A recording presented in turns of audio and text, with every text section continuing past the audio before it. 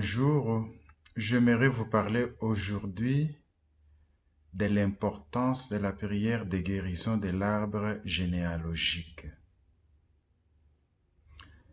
Il s'agit d'un extrait de notre livre Des défaites humaines à la victoire en Jésus-Christ qui a été publié en 2012 aux éditions Baobab.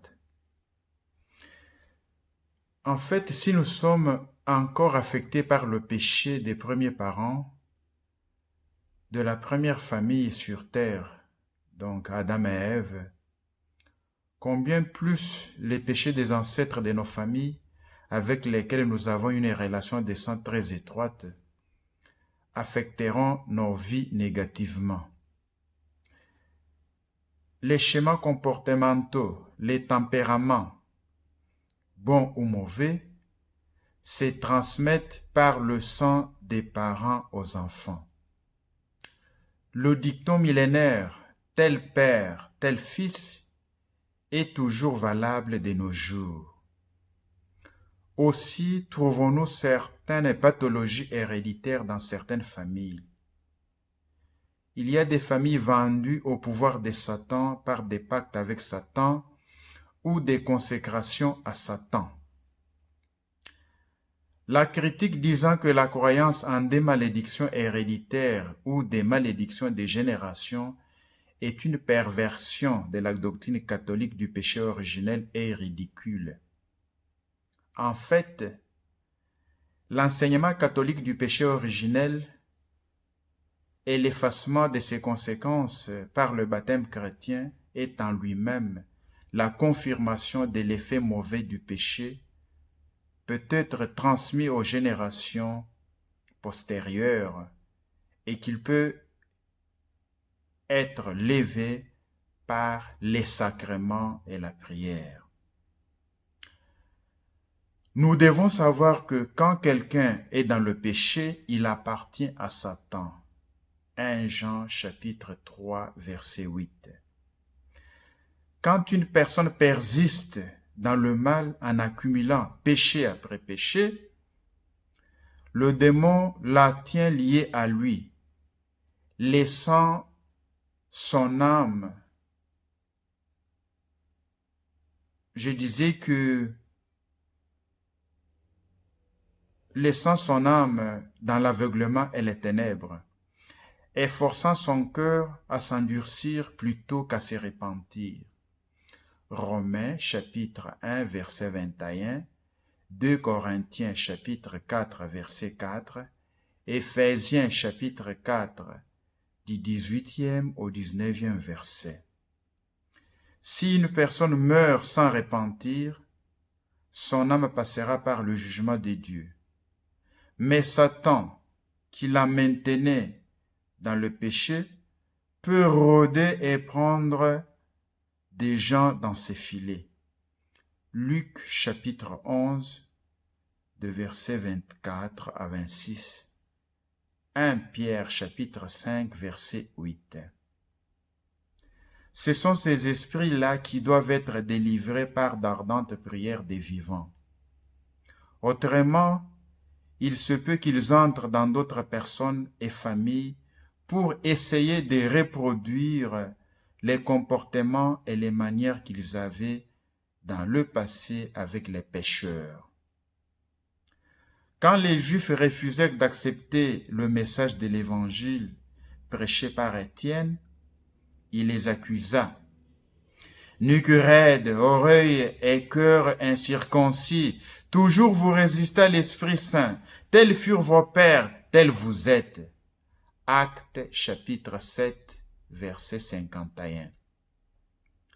Peut-être que l'athéisme, l'idolâtrie, l'arrogance, l'immoralité ou tout autre trait négatif peuvent se transmettre de génération en génération par le sang, c'est-à-dire de manière génétique. Jésus a vraiment banni Satan et il a donné ses pouvoirs aux apôtres et aux disciples. Marc chapitre 1, du 21e au 25e verset. Matthieu chapitre 10, verset 1, Luc chapitre 10, du 18e au 20e verset. Jésus a dit aux Juifs s'opposant à lui et projetant de les tuer, « Vous faites les œuvres de votre Père que vous voulez accomplir. » Jean chapitre 8, verset 41 et verset 44.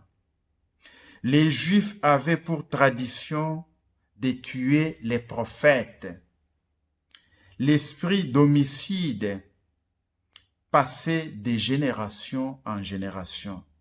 C'est ce que mentionne Jésus ici. La lecture de Sirach, chapitre 41, du 5e au 9e verset, nous éclaire sur la façon dont les enfants sont affectés par la méchanceté de leurs parents. Le livre des Lamentations dit, « Nos pères ont péché, ils ne sont plus, et nous portons leurs fautes. » Lamentation, chapitre 5, verset 7. Les remèdes suggérés pour la guérison efficace de l'arbre généalogique est principalement le pardon et la réconciliation. Ceux qui veulent la guérison de l'arbre généalogique doivent absolument pardonner à tous les membres de leur famille et principalement aux parents et aux ancêtres et se réconcilier avec eux tous. Avec un cœur plein d'amour, il faut demander pardon à Dieu pour leurs péchés. Il faut prier, faire pénitence et accomplir la charité en leur nom, recevoir la Sainte Communion pour leur salut et leur offrir des messes. Les ministres catholiques ont le devoir d'administrer le pardon et la réconciliation aux croyants sous l'autorité et le pouvoir qui leur a été donné par Jésus-Christ.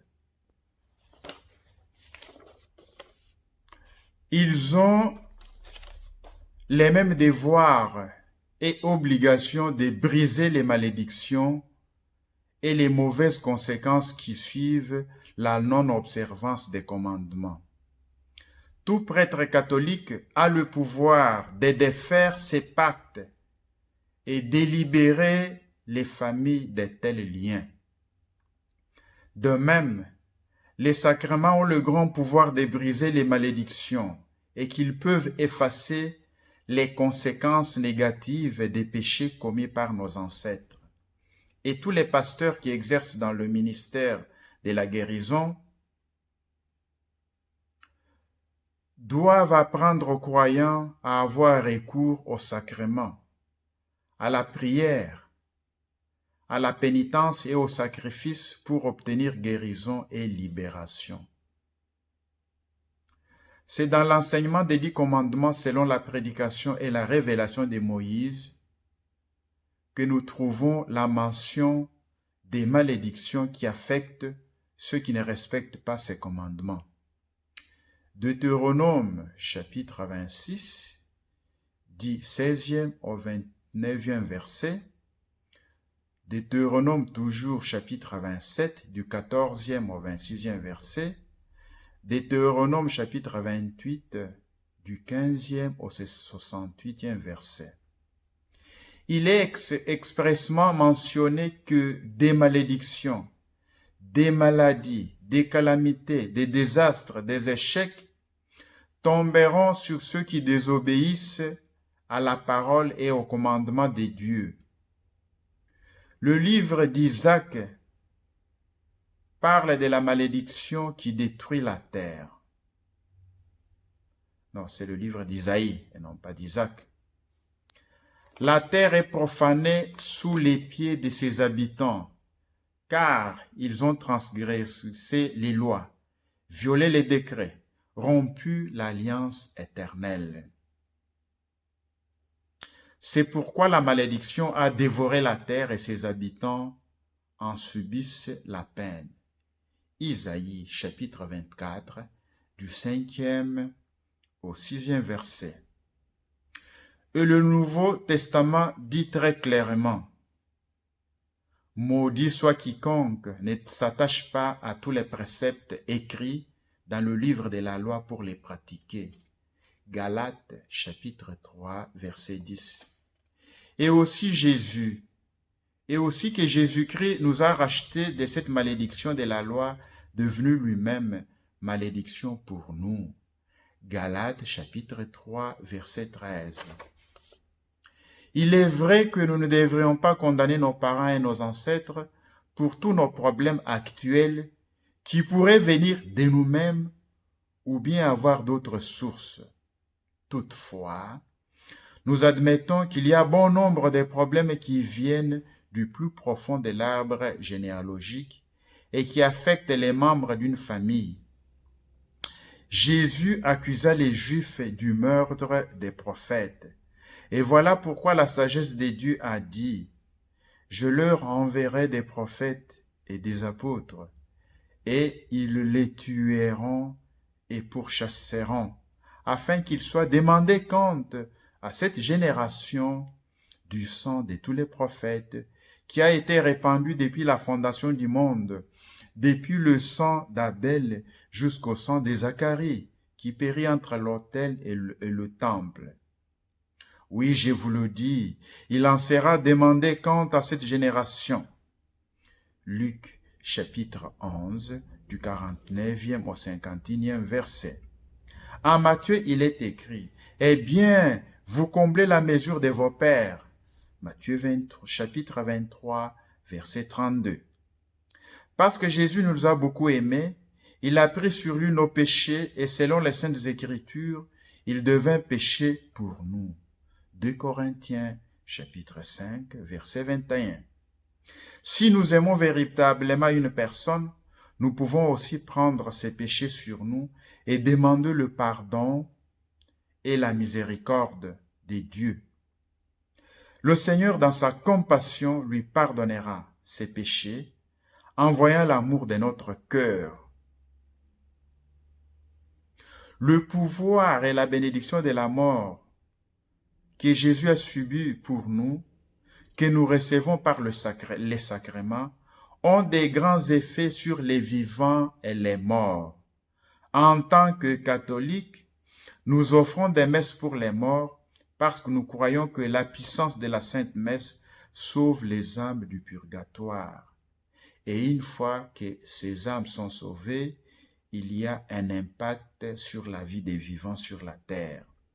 Ainsi donc, en donnant les baptêmes aux morts, enfants morts et ancêtres morts sans baptême, il s'agit ici du baptême spirituel, le baptême de l'esprit. On ne prendra pas d'ici de l'eau pour les baptiser. Nous affirmons et soulignons le formidable pouvoir salvifique du sacrement du baptême. Alors, dans une prochaine émission, nous pourrons encore parler de l'arbre généalogique. Nous pourrons vous donner certaines prières de l'arbre généalogique. Qu'est-ce qu'il faut faire? Nous pouvons encore donner plusieurs preuves sur cette théorie de l'arbre généalogique. Je pense que nous allons nous engager tous à prier pour nos ancêtres. Au revoir et à la prochaine. Soit loué Jésus-Christ.